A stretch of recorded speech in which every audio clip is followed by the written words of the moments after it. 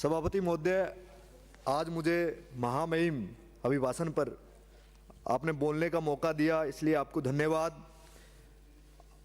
इस सदन में कोई राजनीतिक आरोप नहीं, बल्कि राजस्थान की वो सच्चाई जो राजस्थान का हर आम नागरिक, युवा, किसान, व्यापारी अपने परिवार के संघर्ष के लिए आज इस समय में संघर्ष कर रहा है।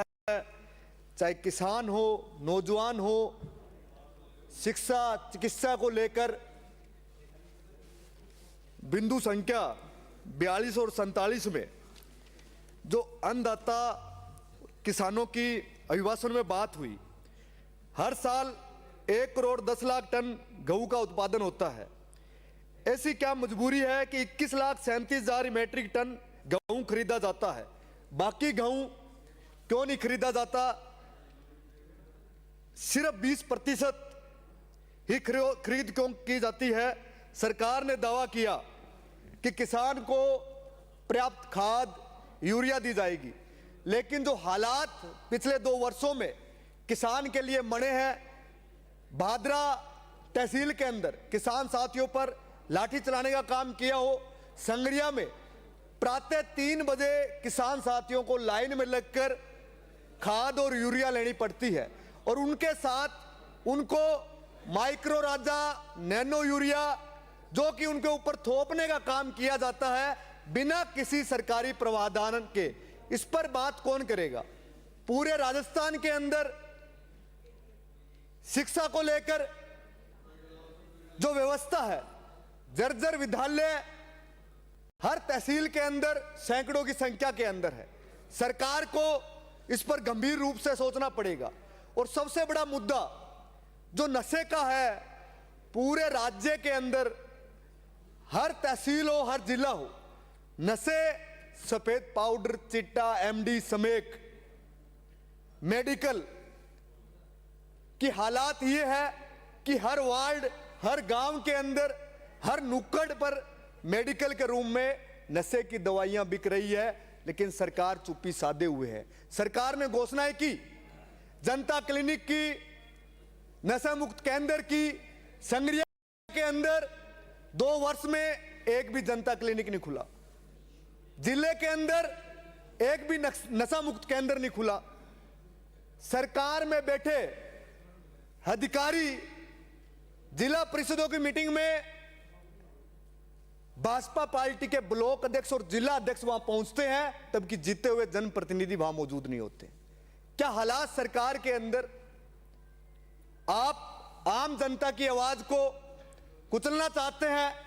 मनरेगा योजना जो गांव की रीढ़ थी, ग्राम की, उन परिवारों की जिन परिवारों में कोई कमाने वाला नहीं था, जिन परिवारों का पालन पोषण नहीं हो पाता था, उन परिवारों के लिए आदरणीय प्रधानमंत्री मनमोहन सिंह जी ने जो कानून बनाया, उस कानून को आपने नाम बदलकर बंद करने का जो काम किया। नाम बदलो, लेकिन जो कानून गरीब का था, उसको जो रोजी रोटी का था, उसको गुमराह करने का काम पूरे देश के अंदर मोदी सरकार ने जो किया है, वो कहीं ना कहीं आने वाले समय में आम गरीब जवाब देने के लिए तैयार खड़ा है। जो हालात नौजवानों को लेकर है, राज्य का हर एक नौजवान मेडिकल, एम्स, आईआईटी में, बड़े विश्वविद्यालयों में पढ़ना चाहता है, रोजगार प्राप्त करना चाहता है। राज्य के अंदर 2 वर्ष में भाजपा ने एक भी मेडिकल, आईआईटी देश की सरकार ने खोला हो तो बताओ। बात करते हो महात्मा गांधी जी ने क्या किया।